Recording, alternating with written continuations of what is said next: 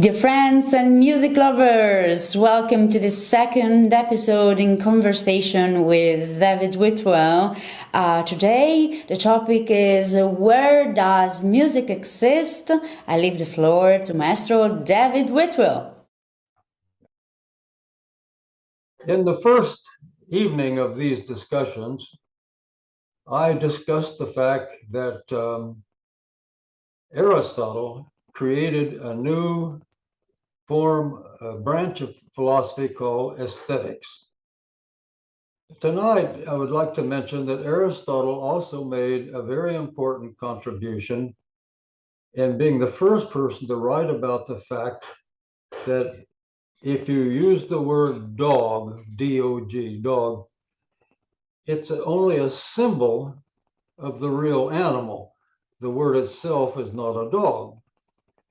And then he said, if you write the word dog, D-O-G, that's only a symbol of the spoken version, which is a symbol of the real dog.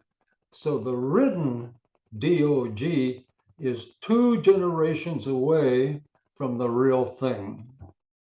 And that is precisely the problem of music notation when we try to write music on paper. What's on paper is only a symbol of the real thing. In fact, what is on paper is really just grammar. A C major chord is not music. A C major chord is an element of the grammar of some composition. So if the music is not found in the score, where does music exist? Well, first of all, music is the only art form that cannot be seen.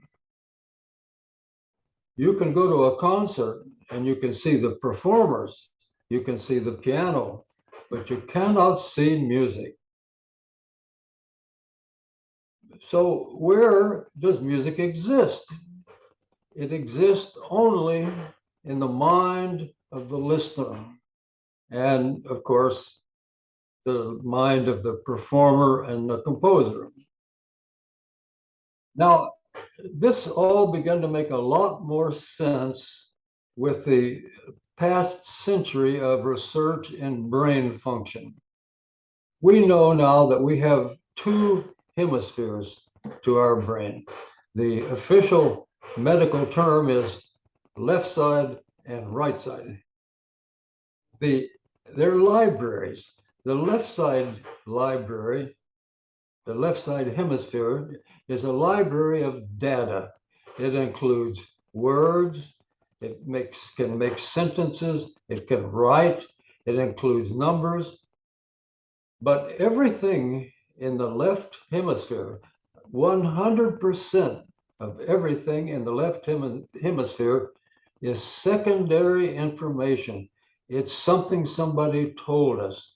It's something that we read someplace. And furthermore, it's all past tense, whereas we are in the present tense. The right hemisphere is a library of experience, our own experience, and it's all present tense, which means the right side is the real us.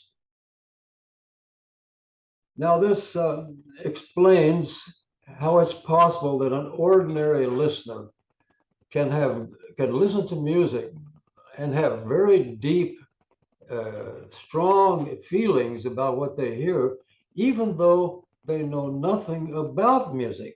They know nothing about the names of notes, the names of chords, and so forth. It's a separate experience that seems to be universal.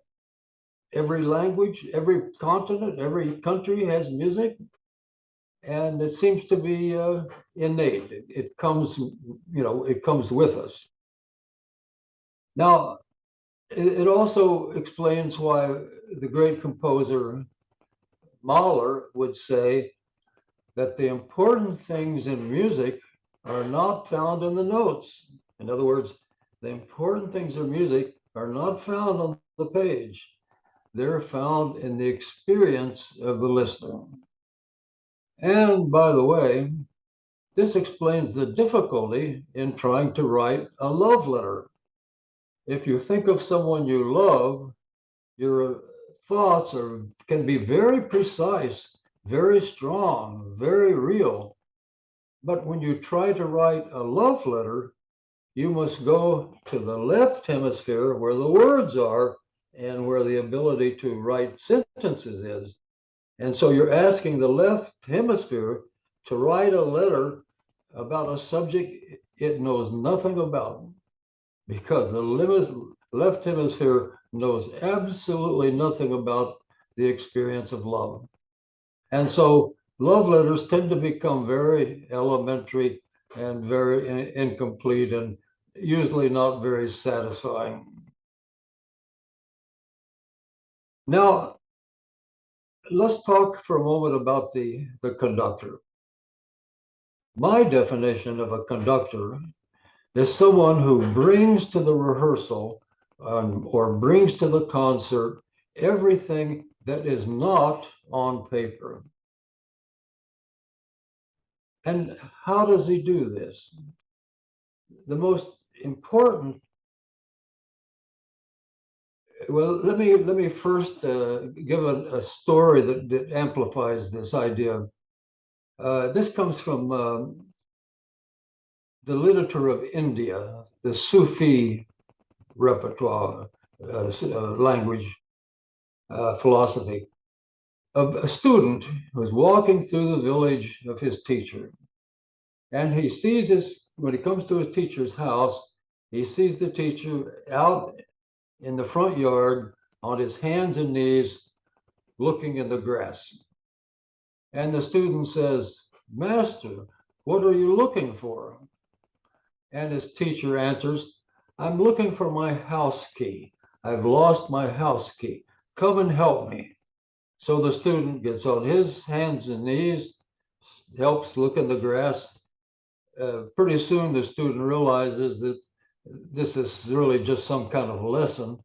So he asks the teacher, "Master, where did you actually lose your key?" And the teacher said, "Well, actually, I lost it in the house someplace." And so the student said, "Well, if you lost the key in the house, why are we out here outside looking in the grass?" And the teacher answered, "Because there's more light out here." And that's what the conductor has to do. The conductor, he can study the score as long as he wants, but at some point, he must leave the score behind and go somewhere where there's more light. And the most helpful tool for doing this is memorization. So let's talk a moment about memorizing music. If I were to ask a member of the listening audience tonight, any Italian musician who's listening, if I were to ask them, "Do you know the Verdi Requiem?" They would immediately say, of course I know the Verdi Requiem." And that's a true answer. But they do not mean by saying that they could take a pencil and paper and write out the viola part of the entire Verdi Requiem. Because that would be an example of, that would be an example of photographic memory. And photographic memory has to do with the eye. So it's of no help to us. We need something that has to do with the ear. So what we memorize is what Wagner wrote about at some length, something he called the melos, and a word similar to melody because melody is one of the main things that we listen to. Wagner meant by melos the whole stream of experience that goes by you when you're listening to a piece of music. That's what we memorize. We do not memorize the names of notes. We do not memorize the names of chords and so forth. Now, there's a very nice story that reflects on this. A story about Toscanini. After he retired, he was living in New York City, and a young conductor got permission to go and interview Toscanini. So he enters the house, and he finds Toscanini sitting at an upright piano. In front of him is a score to Beethoven's Fifth Symphony, and Toscanini is looking at the score and playing on the piano.